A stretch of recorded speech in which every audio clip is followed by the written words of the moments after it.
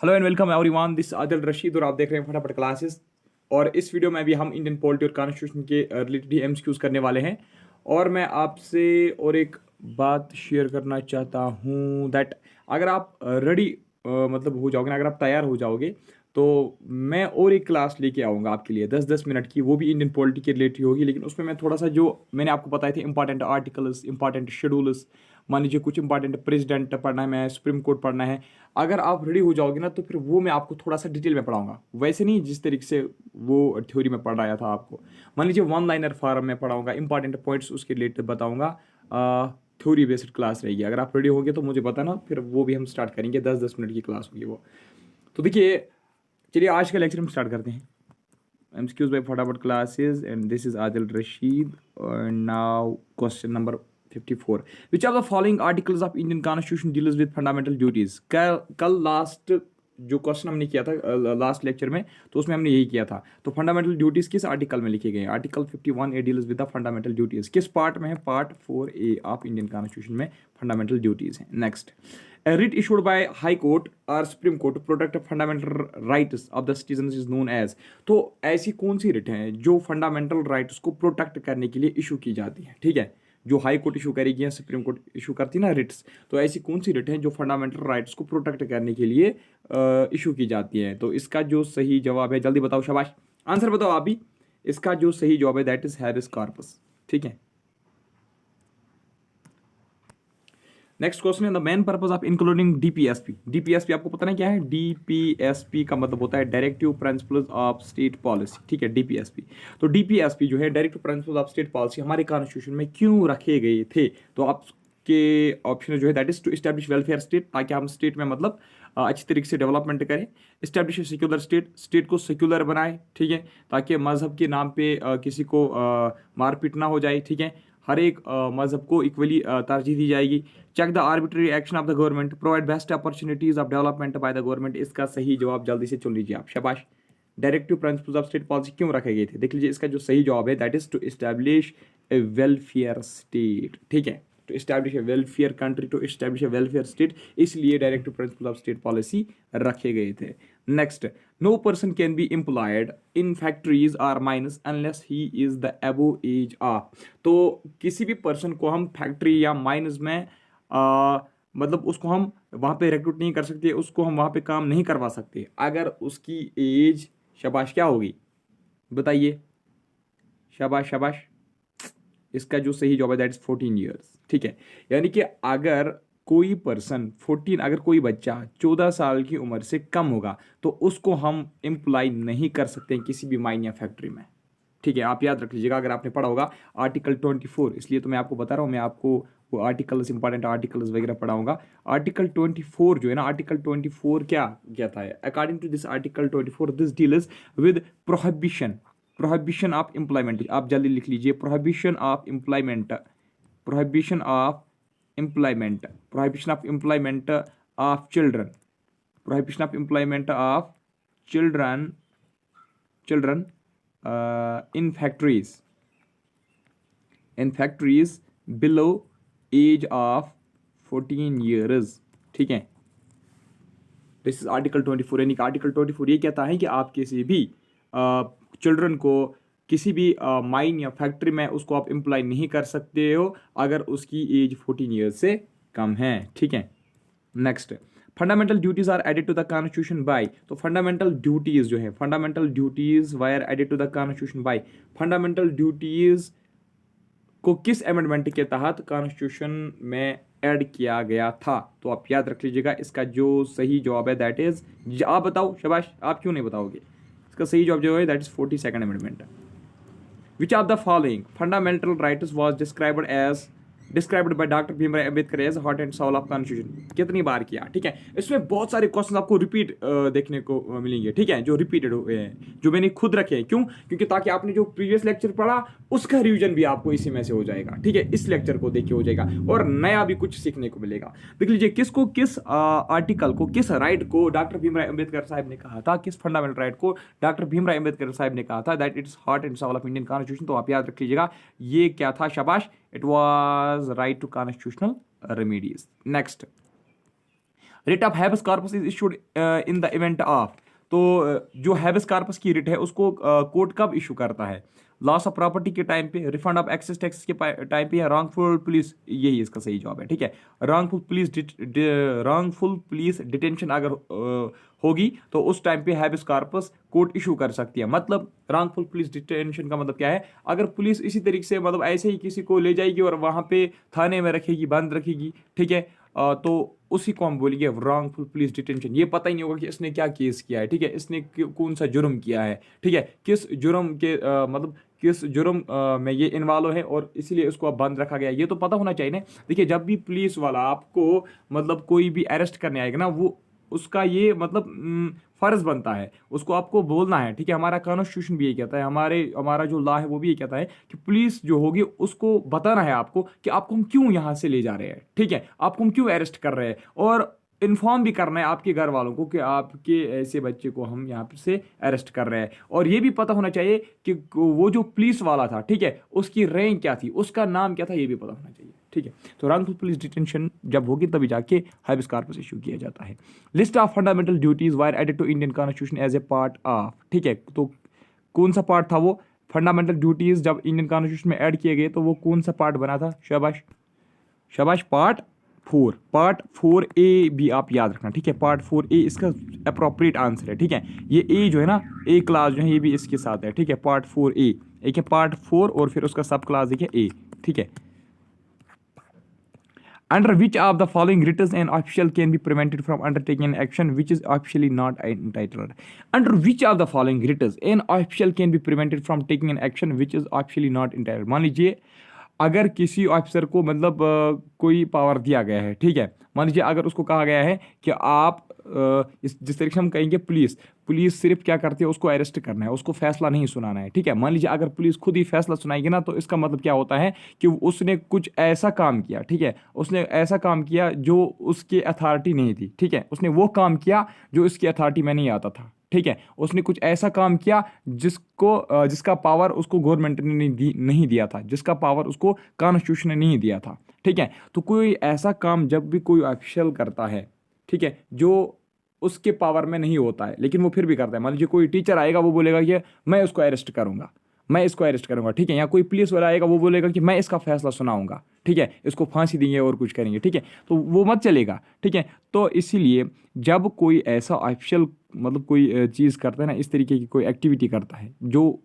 अपने पावर के बियॉन्ड कोई, मतलब हम कहेंगे अपनी अथॉरिटी के बियॉन्ड कोई ऐसा वो काम करेगा, तो उस टाइम पे कौन सी रिट इशू की जाती है? शाबाश, उस टाइम पे उसको रिट ऑफ मैंडेमस इशू की जाएगी। कल मैंने आपको बताया था, यानी कि कोर्ट उसको कहते हैं कि आप अपना काम करो, आप अपने हद में रहो। कल मैंने आपको समझाया था ना इसी तरीके से, अपने हद में रहो, जो काम आपको दिया है गवर्नमेंट आप सिर्फ वही करो, ठीक है। What is the status of right to property now? Right to property पहले एक फंडामेंटल राइट थी, लेकिन आज इसका स्टेटस क्या है? आज ये कौन सा राइट है? Legal right, human right, fundamental right है, नेचुरल राइट? कल मैंने आपको बताया था नेचुरल राइट है क्या? नहीं। फंडामेंटल राइट नहीं, ह्यूमन राइट नहीं, तो फिर क्या है? लीगल राइट इसका सही जवाब है। Next, when was fundamental duties of Indian citizens incorporated in the constitution?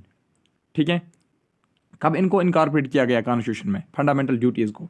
शाबाश शाबाश, 1976 में 42nd अमेंडमेंट हुआ था ना, हाँ बोला था ना मैंने आपको, कल रिवाइज भी करवा रहा हूँ, करो ऐश, ठीक है। तो next, which of the following writs literally means what is your authority? What is your authority? अभी अभी भी हमने जस्ट नाउ हमने पढ़ा था, which of the following writs literally means what is your authority, यानी कि आपकी अथॉरिटी क्या है, आपका पावर क्या है। तो किस रिट का मतलब ये होता है? शाबाश, क्वो वारंटो, ठीक है। सॉरी, कल हमने पढ़ा था ये, शायद कल या आज अभी, लेकिन पढ़ा था। Which of the following writs is issued to courts, corporations, government servants or persons directing them to perform their public duty? कल पढ़ा था हमने, है ना, ये हमने कल पढ़ा था। तो रिट ऑफ मैंडेमस मैंने आपको बताया था, है ना। Not to destroy the government property is a, हाँ, गवर्नमेंट प्रॉपर्टी को डिस्ट्रॉय नहीं करना, ये क्या है? ये पॉजिटिव ड्यूटी है क्या, लीगल ड्यूटी है क्या, सिविल ड्यूटी है क्या, नेगेटिव ड्यूटी है? सिंपली ये तो पता ही हमें, ये एक सिविल ड्यूटी है। ये हर एक सिविलियन का फर्ज बनता है कि वो गवर्नमेंट प्रॉपर्टी को बचाए, है ना। What is the minimum age prescribed in India for it citizens to cast their vote? Vote cast करने के लिए इंडिया में प्रिस्क्राइब्ड जो एज है वो क्या है? ठीक है, तो कितनी एज होनी चाहिए? 21 साल क्या? नहीं। 16 नहीं। 20 नहीं। फिर क्या? फिर तो वहाँ पे एक ही ऑप्शन बचता है, 18 ईयर्स, है ना। Next, right to vote is a, right to vote जो है कौन सा राइट है? Political right, civil right, economic right या लीगल राइट? बताओ, शाबाश, right to vote is a political right. Next, which of the following writs can lie only against a person holding a public office? ठीक है, तो इनमें से ऐसी कौन सी रिट है that can lie only against a person जो पब्लिक ऑफिस में होगा? ठीक है, यानी कि कोई, यानी कि जो किसी ऑफिशियल के यानी कि ऐसी कौन सी रिट हैं जो हम किसी ऑफिशियल के खिलाफ ही निकाल सकते हैं, इशू कर सकते हैं? Habeas corpus, mandamus, prohibition, सर्टियरी? बोलो, शाबाश, इसका जो सही जवाब है दैट इज मैंडेमस। ऊपर अभी हमने पढ़ा। Writs are issued by, writs को कौन इशू करता है? कल भी मैंने आपको बताया था, सुप्रीम कोर्ट और हाई कोर्ट दोनों करते हैं, है ना। Fundamental duties were incorporated in the Indian constitution on recommendation of, हाँ, तो ऐसी कौन सी कमेटी थी जिसने ये कहा था कि फंडामेंटल ड्यूटीज भी आप इंसर्ट करो किस में? कॉन्स्टिट्यूशन में, ताकि सिटीजन्स को भी थोड़ा सा रेस्पॉन्सिबिलिटी रहेगी, वो भी कंट्रीब्यूट कर पाएंगे किस में? शाबाश, in the development of nation. मान लीजिए, देख लीजिए, आप ज़रा गौर कीजिए, अगर फंडामेंटल राइट्स हमें मिलेंगे लेकिन फंडामेंटल ड्यूटीज कॉन्स्टिट्यूशन में नहीं होते तो हम क्या करते? ठीक है, हम तो कॉन्स्टिट्यूशन की धज्जियाँ उड़ाते, है ना। तो देख लीजिए, ये ठीक किया है उन कॉन्स्टिट्यूशन जिन्होंने कॉन्स्टिट्यूशन बनाई है कि उन्होंने साथ में फंडामेंटल ड्यूटीज़ भी रखी है। इससे क्या होता है? इससे हमें भी मतलब एहसास होता है कि हमें देश के लिए क्या करना चाहिए, कैसे सोचना चाहिए। मान लीजिए, आपको कहा जाता है उस फंडामेंटल ड्यूटीज़ में, आपको ये भी कहा जाता है कि आपको रेस्पेक्ट करना है, मतलब गवर्नमेंट के जो मतलब जो गवर्नमेंट में होंगे, ठीक है, मिनिस्टर जो होंगे, जो आपका तिरंगा है उसको आपको मतलब रेस्पेक्ट देना है। बहुत सारी चीज़ें, बहुत 11 फंडामेंटल ड्यूटीज़ है टोटल में, ठीक है। एजुकेशन के लिए आपको कंट्रीब्यूट करना है, उसमें ये सारी चीज़ें लिखी गई। 11 फंडामेंटल ड्यूटीज़ पढ़ाऊंगा मैं आपको अलग से। तो लेकिन यहाँ पे क्वेश्चन में पूछा गया, ये बताइए फंडामेंटल ड्यूटीज़ जो है इंडियन कॉन्स्टिट्यूशन में किस कमेटी ने रिकमेंड किए थे? किसने कहा था कि फंडामेंटल ड्यूटीज़ आप कॉन्स्टिट्यूशन में इंसर्ट करो? शाबाश, किसी को पता तो बताओ। सवारन सिंह कमेटी इसका सही जवाब है। चलो next, which case is related to fundamental rights? Golaknath versus state of Punjab, ये भी नहीं है। West Bengal versus union of India, नहीं। Sharma versus Krishna, state Bombay versus Balsara, which of the following is related to fundamental rights? पहले ही है, पहला वाला ही होगा, हाँ, होगा नहीं, यही है। Golaknath versus state of Punjab जो है ना, this was a case related to fundamental rights. How many fundamental rights were granted initially? Initially कितने फंडामेंटल राइट्स थे? शाबाश, initially there were 7 fundamental rights, है ना। तो आज कितने हैं? आज मुझे आप बताना, आज प्रेजेंटली कितने फंडामेंटल राइट्स हैं? सभी बच्चे जो है मुझे कमेंट सेक्शन में बताएंगे। In Indian citizenship is granted by, Indian citizenship जो होता है वो कौन ग्रांट कर सकता है? President of India, prime minister करता है, prime ministry of home affairs या एक्सटर्नल अफेयर्स मिनिस्टर? कौन इंडियन सिटीजनशिप ग्रांट करता है? बता दीजिए, शाबाश, इसका जो सही जवाब है that is ministry of home affairs. Next, minimum age of member of Rajya Sabha is, minimum age of member of Rajya Sabha is, यानी कि राज्यसभा का जो मेंबर है उसकी मिनिमम एज कितनी होनी चाहिए? शाबाश, तभी जाके वो राज्यसभा का मेंबर बन सकता है। शाबाश, 25 नहीं है तो 30 ईयर्स इसका सही जवाब है, ठीक है। लेकिन अगर लोकसभा की अगर हम बात करेंगे ना, लोकसभा में मेंबरशिप हासिल करने के लिए 25 ईयर्स की एज जो है वो आपको क्वालिफाई करनी पड़ती है। लोकसभा के लिए कितनी है? 25, राज्यसभा के लिए 30 year. Who among the following are not appointed by president of India? इनमें से प्रेसिडेंट ऑफ इंडिया जो है, इनमें से जो है प्रेसिडेंट ऑफ, एक second, who among the following are not appointed by president of India? President of India जो है वो किसको अपॉइंट नहीं करता है? Governor of the states, chief justice and जजेस of high court, vice president, chief justice and जजेस of supreme court. इसका जो सही जवाब है दैट इज वाइस प्रेसिडेंट, ठीक है। वाइस प्रेसिडेंट को जो प्रेसिडेंट ऑफ इंडिया है वो वाइस प्रेसिडेंट को अपॉइंट नहीं करता है, बाकी वो अपॉइंट करते हैं बाकी लोगों को। Right to constitutional remedies comes under, right to constitutional remedies किसके अंडर आता है? फंडामेंटल राइट्स के अंडर, जिसको heart and soul of Indian constitution भी कहा डॉक्टर भीमराव अम्बेडकर साहब ने। Preventive detention act curtailed, preventive detention act आपको पता है कब इनेक्ट किया गया था? 1950 में इनेक्ट किया गया था। तो इससे क्या मिला? शाबाश, इससे क्या मिला? Right to freedom, right to equality, right to property या एजुकेशन राइट। इससे मिला है राइट टू फ्रीडम, ठीक है, जो आपको पता होगा ना आर्टिकल 19, 20, 21 जो है ना, they all are based on this act. ठीक है, इसमें आपको प्रिवेंटिव डिटेंशन भी के रिलेटेड भी कहा गया है। ठीक है, अगर आपने आर्टिकल्स अच्छे से पढ़े होंगे, पढ़ाऊंगा आपको अगर आप रेडी हो तो। According to the Indian constitution the vacancy in office of president of India shall be filled within. देख लीजिए, जब भी प्रेसिडेंट की डेथ होती है ना, यहाँ वो रिजाइन करता है या इम्पीचमेंट उसकी होती है या कोई और भी काज होगा, मतलब अगर अब प्रेसिडेंट का ऑफिस क्या पड़ेगा, वैकेंट पड़ेगा। ठीक है, तो प्रेसिडेंट की जो वैकेंसी है वो कितने टाइम के अंदर अंदर आपको फिल करनी पड़ेगी, आपको बताना है। शाबाश, 1 मंथ, 6 मंथ, 3 मंथ या 1 साल।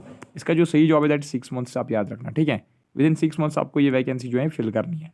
इन Indian republic the real executive authority rests with the Indian republic, यानी कि जो भारत है, यहाँ पे रियल एग्जीक्यूटिव अथॉरिटी किस में होती हैं? प्राइम मिनिस्टर, प्रेसिडेंट, ब्यूरोक्रेट्स या काउंसिल ऑफ मिनिस्टर्स।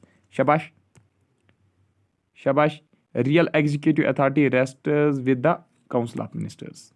ठीक है,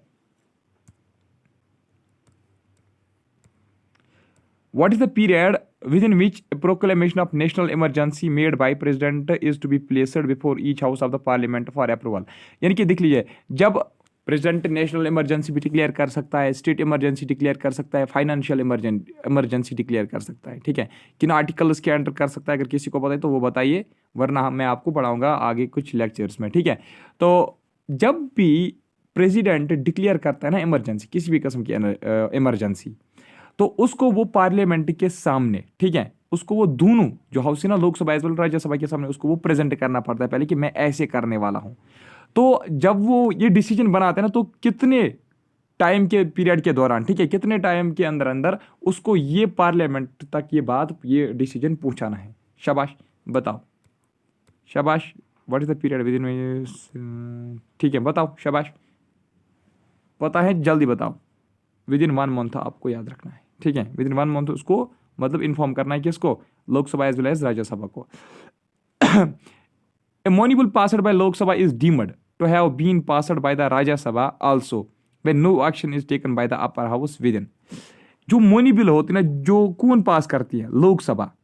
ठीक है, जो लोकसभा पास करती है, जो मोनी बिल लोकसभा पास करती है ना, उसको राज्यसभा को भी चाहिए कि वो इसको पास करे। ठीक है, कब उसको ये पास करना है? When no action is taken by upper house. ठीक है, अगर अपर हाउस इसके ऊपर कोई भी एक्शन नहीं ले रही है। ठीक है, मान लीजिए यहाँ पे लोकसभा ने कोई बिल पास की, ठीक है, it is deemed to have been passed by Rajya Sabha, इसको फिर राज्यसभा को भी क्या करना पड़ेगा? पास होगा। ठीक है, इसको राज्य, देख लीजिए, पहले मोनी बिल कहाँ जाएगी? लोकसभा, उसके बाद राज्यसभा में आएगी। अगर राज्यसभा, अगर अपर हाउस ने, याद रख लीजिएगा, अगर अपर हाउस ने कोई भी एक्शन इसके खिलाफ नहीं लिया, तो इसका मतलब है कि इस मोनी बिल को हमें पास करना है कितने दिनों के अंदर अंदर? 10, 14, 20 या 30। शाबाश, 10, 14, 20 या 30, इसका सही जवाब है 14 डेज। आपको समझ आया? मोनी बिल पहले लोकसभा में जाएगी, लोकसभा, ठीक है, इसको पास करेगी, उसके बाद राज्यसभा जाएगी। अगर अपर हाउस ने फिर भी, अच्छा यहाँ पे आप मुझे बताना, अपर हाउस लोकसभा को बोलते हैं, राज्यसभा को बोलते हैं?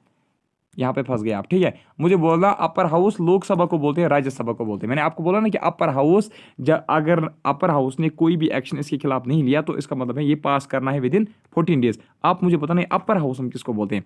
गूगल सर्च करने के बगैर बताना। ठीक है, अगर नहीं पता तो वो भी बताना।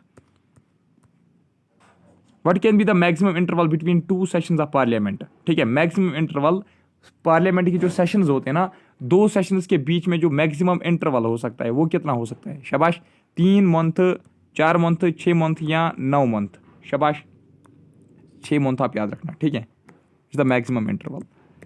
The maximum permissible gap between 2 sessions of parliament is, 2 sessions जो पार्लियामेंट के होंगे उनके बीच में जो परमिसिबल गैप इज, यानी कि दैट इज परमिटेड। ठीक है, यानी कि जो मतलब कॉन्स्टिट्यूशन में भी लिखा गया है कि हाँ इतना गैप ये रख सकते हैं 2 सेशंस के बीच में। बताओ क्या है? ऊपर ही तो पढ़ा हमने 6 मंथ। ठीक है, next, who among the following decides if a particular bill is money bill or not? इनमें से कौन सा ऐसा पोजीशन होल्डर है जो ये कह सकता है कि ये जो कोई भी बिल है ये मोनी बिल है या नहीं है? प्रेसिडेंट ये डिक्लेयर कर सकता है क्या, या speaker of Lok Sabha, chairman of Rajya Sabha, या फाइनेंस मिनिस्टर? शाबाश। इसका सही जवाब जो है that is speaker of Lok Sabha.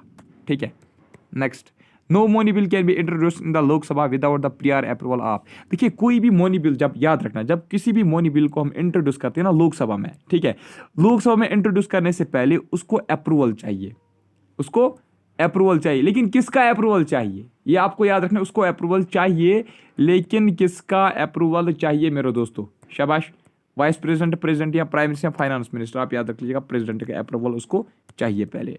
Rajya Sabha enjoys more powers than Lok Sabha in case of, हाँ, राज्यसभा को ज्यादा पावर है लोकसभा, ठीक है, in comparison to Lok Sabha Rajya Sabha को ज्यादा पावर्स हैं। लेकिन किस केस में, मनी बिल्स के केस में, नॉन मनी बिल्स के केस में, या setting up of all India services इस केस में, या अमेंडमेंट ऑफ कॉन्स्टिट्यूशन।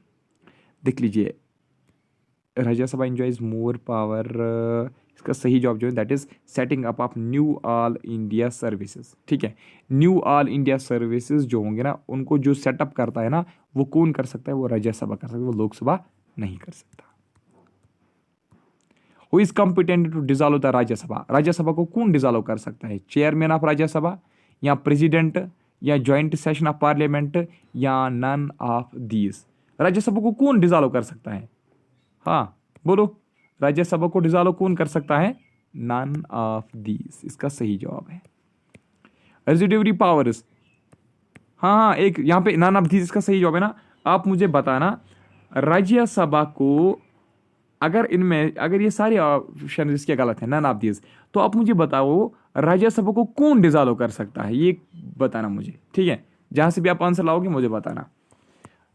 देखिए मैं आपको काम क्यों रख रहा हूँ, देख लीजिए, अगर आप इसी तरीके से, मैं ही आपको पढ़ाऊंगा, इस तरीके से आप खुद क्या करोगे फिर, ठीक है, फिर तो आपको सारे नोट्स मिलेंगे, अच्छी तरीके से आपको सब कुछ मिल रहा है, खुद भी आपको मेहनत करनी चाहिए ना। जो चीज़ आप खुद सर्च करोगे ना गूगल में, खुद आप जिस क्वेश्चन के ऊपर आप खुद विचार करोगे, बुक्स में ढूंढोगे, वहाँ यहाँ ढूंढोगे, तो वो आपको ज़्यादा याद रहता है।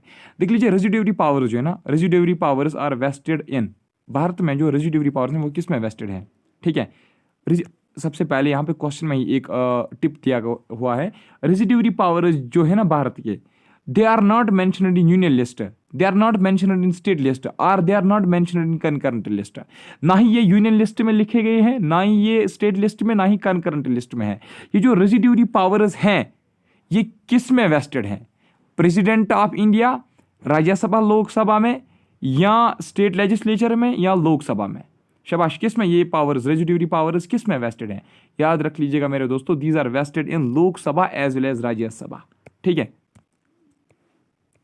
What is composition of the electoral college for the election of vice president of India, vice president of India को कौन इलेक्ट करता है, इलेक्टोरल कॉलेज, उस इलेक्टोरल कॉलेज में कौन कौन से होते हैं, ठीक है, यानी कि इलेक्टोरल कॉलेज कंप्राइजेज ऑफ, बताइए शाबाश, यानी क्या जो होता है ना ये वाइस प्रेसिडेंट ऑफ इंडिया, उसको कौन कौन इलेक्ट करता है अभी शायद ऊपर मैंने आपको होमवर्क भी रखा था, हाँ। इसका सही जवाब जो है that is elected members of Lok Sabha and Rajya Sabha, ठीक है। लोकसभा और राज्यसभा की जो इलेक्टेड मेंबर्स हैं ना, वही उसमें इलेक्टोरल कॉलेज में होते हैं, और वही वाइस प्रेसिडेंट ऑफ इंडिया को क्या करते हैं, शाबाश, अपॉइंट करते हैं, ठीक है। Which of the following presides over Lok Sabha in the absence of speaker और deputy speaker of Lok Sabha.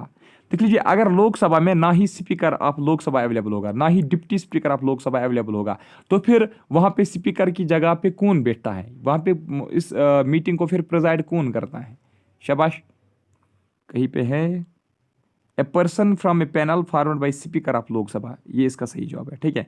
Person, किसी भी पर्सन को उठाया जाएगा पैनल से, ठीक है, और उसको स्पीकर ऑफ लोकसभा कहा जाएगा कि आप ही आज ये मीटिंग प्रेजाइड करो, ठीक है। Indian parliament includes, Indian parliament में कौन कौन सी चीज़ें आती हैं, लोकसभा एंड राज्यसभा ये भी आती हैं, ओनली लोकसभा ये भी आती हैं, प्रेसिडेंट एंड लोकसभा ये भी आती हैं, प्रेसिडेंट लोकसभा एंड राज्यसभा, इसका मतलब है ये इसका मोस्ट अप्रोप्रिएट आंसर है। इसमें प्रेसिडेंट आता है, लोकसभा आता है, और राज्यसभा आता है, ठीक है। Next, what is minimum age prescribed for becoming a member of Rajya Sabha, Rajya Sabha का मेंबर अगर आप बनना चाहोगे तो फिर आपको कितनी एज होनी चाहिए, शाबाश, 30 साल, लोकसभा में 25 साल। The item education belongs to, हाँ आइटम एजुकेशन जो है ये किस लिस्ट में आता है, union list, state list, concurrent list या रेजिड्यूरी सब्जेक्ट्स में आता है। याद रख लीजिएगा मेरे दोस्तों, ये कंकरेंट लिस्ट में मेंशनड है। What is maximum number of elected members of Rajya Sabha, ठीक है, maximum number of elected members of Rajya Sabha कितना है, यानी कि जिनको इलेक्ट किया जाता है मैक्सिमम नंबर उनका कितना है। शाबाश, याद रख लीजिएगा 238, ठीक है ना, राज्यसभा 12, फिर वहां पे उसको नॉमिनेट किया जाता है, वो मैं आपको बताऊंगा अलग से कभी, ठीक है। The joint session of two house of parliament is convened by, जो ज्वाइंट सेशन होता है ना, ज्वाइंट सेशन यानी कि लोकसभा राज्यसभा का एक साथ मिलके सेशन करना, ठीक है, इस सेशन को कौन कन्वेन करता है, ठीक है, कब इसको कन्वेन किया जाता है, in case of national emergency, when bill is passed by one house and rejected by other house, taxes approved by one house are rejected by other, या both 2 and 3। शाबाश, किसी को पता है बताइए। देखिए जब मनी बिल कोई एक हाउस पास करती है ना, दूसरा रिजेक्ट करती है, तब भी, ठीक है, तब भी ये ज्वाइंट सेशन बुलाया जाता है, ठीक है। और जब नहीं, एक सेकेंड, हाँ तब भी बुलाया जाता है। Taxes approved by one houses or rejected by other houses, ये भी, ठीक है, यानी कि बोथ 2 and 3 इसका सही जवाब है। यानी कि जब टैक्सेस एक हाउस अप्रूव करता है दूसरा रिजेक्ट करेगा, या जब एक हाउस बिल पास करेगा दूसरा रिजेक्ट करेगा, तब भी बुलाई जाती है ज्वाइंट सेशन, ठीक है ना, ठीक है, बोथ 2 and 3 इसका सही जवाब है। The presidents rule is imposed on A state in India when, president rule कब इंडिया में इम्पोज किया जाता है किसी स्टेट पे, ठीक है, on A state in India when, शाबाश बताओ, प्रेसिडेंट रूल किसी भी स्टेट के ऊपर इंडिया में कब इम्पोज किया जाता है। शाबाश, आप भी ऑप्शंस पढ़ो, मैं भी पढ़ूंगा, इसका क्या आएगा, स्टेट कैबिनेट, ये याद रखना, ठीक है, that is a constitutional breakdown, ठीक है, ये इसका सही जवाब है। When that is a constitutional breakdown, तभी जाके प्रेसिडेंट रूल जो है इम्पोज होता है। The salaries and allowances payable to the members of parliament are decided by, इनके लोकसभा राज्यसभा मेंबर्स को जो सैलरी मिलती है ना, वो कौन डिसाइड करता है। शाबाश, यही है ना क्वेश्चन, हाँ, तो कौन करता है, प्रेसिडेंट, कैबिनेट, पार्लियामेंट, फाइनेंस, ठीक है, वो पार्लियामेंट ही डिसाइड करती है, ठीक है। The authority to prorogue the authority to prorogue the two houses of parliament rests within the, हाँ, the authority to prorogue the two houses of the parliament rests with the, प्रोरोग्यू का मतलब पता है क्या होता है, सबसे पहले आपको प्रोरोग्यू का मतलब पता होना चाहिए। प्रोरोग्यू का मतलब होता है डिसकंटिन्यू करना, ठीक है, discontinue but without dissolving it, ठीक है, ठीक है, बट विदाउट डिजॉल्विंग इट, यानी कि ये कौन कह सकता है कि अब हम इस वक्त जो ये सेशन है ये हम बंद करेंगे, ठीक है, अब हम इस वक्त ये सेशन कंटिन्यू नहीं करेंगे, ये किसके हाथ में, ये किसकी अथॉरिटी में आता है, ठीक है, यानी कि ये किसका ताकत है, किसको ये पावर है। 35 to house of parliament rest within, इसका याद रखना, प्रेसिडेंट इसका सही जवाब है, ठीक है, पहला ये ऑप्शन इसका सही है। Who is the competent to dissolve the parliament, parliament को डिजॉल्व कौन कर सकता है, president, cabinet with concurrence by resolution both houses. इसका जो सही जवाब है देख लीजिए, कैबिनेट को, सॉरी, पार्लियामेंट को डिजॉल्व सिर्फ कर सकता है प्रेसिडेंट, इसका सही जवाब मुझे लग रहा है, ठीक है, प्रेसिडेंट। एक सेकंड में फिर से ऑप्शन चेक करूंगा, फिर भी resolution none of this, president इसका सही जवाब है, ठीक है, पार्लियामेंट को सिर्फ डिजॉल्व कर सकता है president he. Secretary general of Lok Sabha is the chief of it is secretariat, is the chief of it is secretariat and is, हाँ आप याद रख लीजिएगा, जो सेक्रेटरी जनरल होता है ना, ठीक है, वो अपने सेक्रेटरीट का क्या होता है, वो अपने सेक्रेटरीट का चीफ होता है। छोड़ो इस क्वेश्चन, छोड़ो इस लाइन को आप, लेकिन जो सेक्रेटरी जनरल होता है लोकसभा का, जो सेक्रेटरी जनरल होता है, उसको कौन इलेक्ट करता है।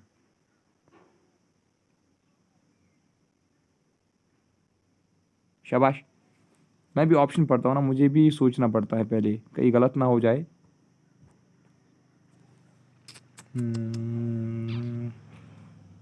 स्पीकर इसका सही जवाब है, ठीक है, स्पीकर याद रखना, उसको स्पीकर अपॉइंट करता है, किसको, सेक्रेटरी जनरल ऑफ लोकसभा को।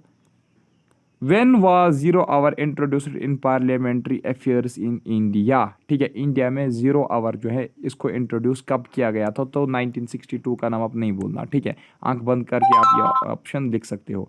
Maximum number of members of Lok Sabha and Rajya Sabha has been fixed by the constitution of India respectively as, हाँ, मैक्सिमम नंबर ऑफ लोकसभा में कितने मेंबर्स मैक्सिमम हो सकते हैं और राज्यसभा में कितने मेंबर्स मैक्सिमम हो सकते हैं, तो ये आपको देखना है। शाबाश, किसी को पता तो बताओ जल्दी। इसका जो सही जवाब है ये लास्ट पे जो है ना 445 एंड 250, ठीक है, 445 एंड 250। 445 कहाँ पे होता है? लोकसभा में, और 250 कहाँ पे होता है? राज्यसभा में, ठीक है। What is the maximum time interval permissible between two successive sessions of parliament? अभी ऊपर हमने बोला था, शाबाश, क्या बोला था? 6 मंथ होता है दो सेशंस के बीच में permissible gap.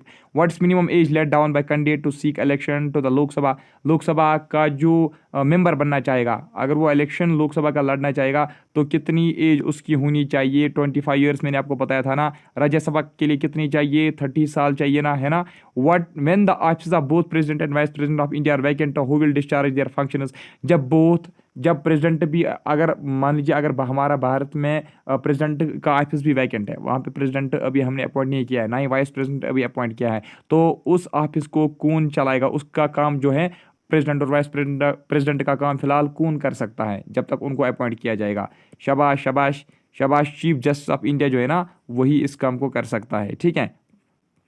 Representation of any state in Rajya Sabha is according to, हाँ, जो राज्यसभा आपने देखा होगा ना, हर एक स्टेट से राज्यसभा मेंबर जाते हैं। किसी स्टेट में 5 होते हैं मेंबर, किसी स्टेट में 4 होते हैं, किसी स्टेट से 12 जाते हैं, किसी स्टेट से 25 जाते हैं। तो ये क्यों जाते हैं? कुछ स्टेट्स में ज़्यादा, कुछ स्टेट से कम, ये किस लिहाज से, मतलब राज्यसभा सीट जो है ये प्रोवाइड की गई हैं स्टेट्स में। शाबाश शाबाश, पॉपुलेशन ऑफ द स्टेट है कहीं पे, ये वाला इसका सही जवाब है, ठीक है। कलर भी चेंज करूँगा तभी मज़ा आता है ना, फिर एक ही कलर से बोर हो जाते हो आप भी। The electoral college that elects president of India consist of, हाँ, वो इलेक्टोरल कॉलेज जो प्रेसिडेंट ऑफ इंडिया को बनाती हैं, ठीक है, जो प्रेसिडेंट ऑफ इंडिया को अपॉइंट करती हैं, उस इलेक्टोरल कॉलेज में कौन कौन से होते हैं? शाबाश, चलिए हम देखते हैं। Elected members of all state legislature, members of Lok Sabha and, हाँ, यहाँ पे तो है ना ये वाला, elected members of Lok Sabha, Rajya Sabha and state assembly, ये इसका सही जवाब है, ठीक है। क्वेश्चन था ये, हाँ, सही है इसका जवाब है। The constitution of India lays down that the 2 houses of parliament must be summoned at least. Constitution कहता है कि जो 2 हाउसेस ऑफ पार्लियामेंट है उनको कितनी बार समन किया जाना चाहिए? एट लीस्ट उनको कितनी बार समन किया जाना चाहिए? याद रख लीजिएगा मेरे दोस्तों, उनको एट लीस्ट 2 बार, साल में 2 बार। अभी जो मैंने बोला था ना आपको परमिसेबल गैप 6 मंथ्स है, इसका मतलब है ना कि साल में उनको 2 बार मिलना ही मिलना है, ठीक है। The vice president of India is also the, ठीक है, जो वाइस प्रेसिडेंट ऑफ इंडिया होता है ना, याद रख लीजिएगा, हाँ ये इंपॉर्टेंट है। वाइस प्रेसिडेंट जो इंडिया का है ना, वो क्या होता है? स्पीकर ऑफ लोकसभा या ex officio chairman of Rajya Sabha, ये इसका सही जवाब है, ठीक है। दूसरा ऑप्शन इसका सही जवाब है, वो एक्स ऑफिशियो चेयरमैन होता है, किसका? राज्यसभा भी, जो यानी कि जो वाइस प्रेसिडेंट होता है ना भारत का, वो एक्स ऑफिशियो चेयरमैन भी होता है राज्यसभा का। What are residuary powers? Residuary powers क्या पावर्स होते हैं? कौन से पावर्स रेजिड्यूरी पावर्स हैं? शाबाश, रेजिड्यूरी पावर्स कौन से पावर्स हैं? Powers which are not mentioned in any of the list, ये आप याद रख लीजिएगा, that are known as residuary powers, यानी कि वो पावर्स जो ना ही यूनियन लिस्ट में है, ना ही कंकरेंट लिस्ट में है, और ना ही वो किस में है, ना ही स्टेट लिस्ट में है। Next, how many members of Rajya Sabha are nominated by president of India? ठीक है, तो प्रेसिडेंट ऑफ इंडिया कितने मेंबर्स ऑफ राज्यसभा को नॉमिनेट करती हैं? तो याद रख लीजिएगा 12 मेंबर्स को नॉमिनेट करती है राज्यसभा की मेंबर्स। राज्यसभा में प्रेसिडेंट जो है 12 मेंबर्स को नॉमिनेट करती है। Speaker of Lok Sabha is elected by, जो स्पीकर होता है ना लोकसभा का, जो स्पीकर होता है उसको कौन इलेक्ट करता है? उसको members of Lok Sabha he elect करते हैं, ठीक है। President of India is elected by, India के प्रेसिडेंट को कौन इलेक्ट करता है? अभी बोला था ना ऊपर मैंने आपको, elected members of both house of parliament and members of state legislative assemblies, है ना, इसका सही जवाब है। Maximum strength of elected members of house of Lok Sabha is, अरे यार अभी तो हमने ऊपर ये किया था, मैक्सिमम स्ट्रेंथ कितनी होनी चाहिए लोकसभा में, ठीक है, जिसको हम बोलते हैं Lok Sabha is also known as house of people, याद रख लीजिएगा, Lok Sabha is also known as house of people. तो कितनी स्ट्रेंथ होनी चाहिए? 445, आप याद रख लीजिएगा। In our constitution economic planning is included in, जो इकोनॉमिक प्लानिंग है वो किस लिस्ट में आता है, या किसी भी लिस्ट में नहीं आता है तो वो भी बता दीजिए। In our constitution economic planning किस में आता है, इकोनॉमिक प्लानिंग किस में आता है, कंकरेंट लिस्ट में आता है, ठीक है। A candidate to become a member of Rajya Sabha should not be less than, ऊपर हमने पढ़ा था ना, अभी बच्चों हमने ऊपर पढ़ा था ना, कितनी होनी चाहिए, 30 ईयर्स की एज होनी चाहिए at least. The union parliament consist of, जो यूनियन ऑफ पार्लियामेंट है उसमें कौन कौन से आते हैं, शाबाश, उसमें president of India, council of, हाँ, राज्यसभा, लोकसभा, आई थिंक इसका लास्ट वाला, ठीक है, हाँ, ऑल ऑफ एबो, ठीक है। ऊपर हमने अभी देखा था ना, पार्लियामेंट में प्रेसिडेंट भी हैं, लोकसभा भी हैं और राज्यसभा की मेंबर्स भी हैं। Vice president of India is elected by, जो वाइस प्रेसिडेंट ऑफ इंडिया है उसको कौन इलेक्ट करता है, इलेक्टेड मेंबर्स ऑफ पार्लियामेंट है ना, elected members of Lok Sabha and Rajya Sabha, वही उसको इलेक्ट करते हैं ना। Who is constitutional head of government of India, constitutional head कौन होता है हमारे भारत में, कॉन्स्टिट्यूशनल हेड जो गवर्नमेंट का है वो कौन है, याद रख लीजिएगा, वो तो हमारा प्रेसिडेंट साहब ही है। The Rajya Sabha is dissolved after, Rajya Sabha कब डिजॉल्व होती है, कितने सालों के बाद राज्यसभा जो है वो डिजॉल्व होती है, कितने सालों के बाद होती है, शाबाश, एवरी 5 ईयर्स, एवरी 6 ईयर्स, वैसे प्रेसिडेंट है। इसका नाम अब वो इसका सही जवाब है, ठीक है, इसका सही है। In case the president wishes to resign to whom he is to address his resignation letter, अगर प्रेसिडेंट रिजाइन देना चाहेगा, ठीक है, तो वो अपनी रिजिग्नेशन लेटर जो है उसको किसके सामने पेश करनी पड़ेगी। आप एक सेकंड वेट कीजिए, मुझे इस क्वेश्चन में कंफ्यूजन हुआ। राज्यसभा, हाँ, इसका सही जवाब नाना तैब आएगा, क्यों, देख लीजिए, आपने ये भी सुना होगा ना कि हर 2 साल बाद, ठीक है, राज्यसभा, आप याद रखिएगा, राज्यसभा जो है ना, सबसे पहले राज्यसभा जो है ये एक परमानेंट बॉडी, ठीक है, राज्यसभा कभी भी डिसॉल्व नहीं होती, ठीक है, ये एक परमानेंट बॉडी है। हालांकि यहाँ पे 1/3 जो मेंबर्स है ना, यानी कि राज्यसभा में हर 2 साल बाद, ठीक है, 1/3 मेंबर्स एवरी सेकंड ईयर, ऐसे आप लिख लीजिए, 1/3 members of Rajya Sabha every second year retires, ठीक है, यानी कि वो रिटायर होते हैं हर 2 साल बाद, आपको 1/3 मेंबर्स ऑफ राज्यसभा से मतलब देखने को मिलेगी कि वो रिटायर हो गए। अब इनकी जगह पे फिर नए इलेक्शंस करवाए जाते हैं और ये 1/3 जो मेंबर्स हैं ना जो निकलते हैं, जितने निकलेंगे उतने ही सीट्स के लिए इलेक्शन भी किया जाता है और ये फिर मतलब इनका सीट्स, इनकी वैकेंसी फिल की जाती है, ठीक है, इसीलिए ये कभी भी डिसॉल्व नहीं होती हैं ऐसे, ठीक है। Next, in case of president wishes to resign to whom he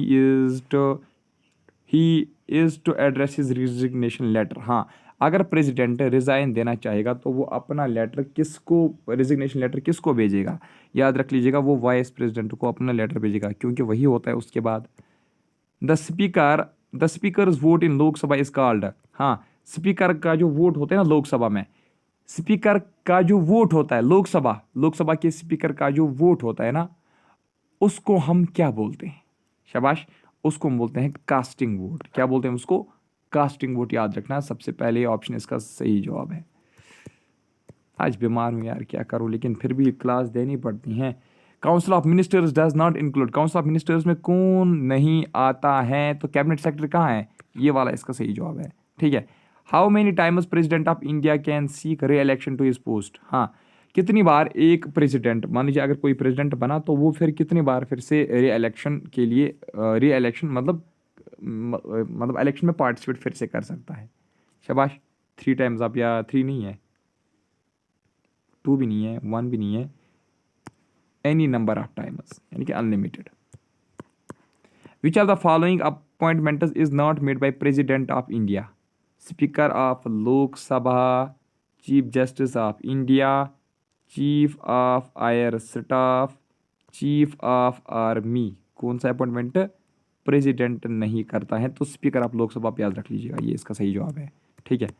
next, match the list 1 with list 2, ये इंपॉर्टेंट है, विद कोड्स, लिस्ट वन है member of parliament, president, vice president और स्पीकर। लिस्ट सेकंड है elected by electoral college, elected by parliament, elected by Lok Sabha, elected by adult voting code. अच्छा, आपको बताना है कौन किसको इलेक्ट करता है, ठीक है।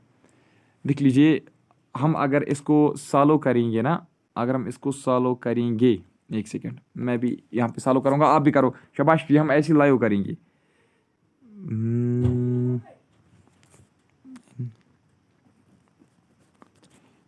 हम बात करेंगे, देखिए मेंबर ऑफ पार्लियामेंट जो है, मेंबर ऑफ पार्लियामेंट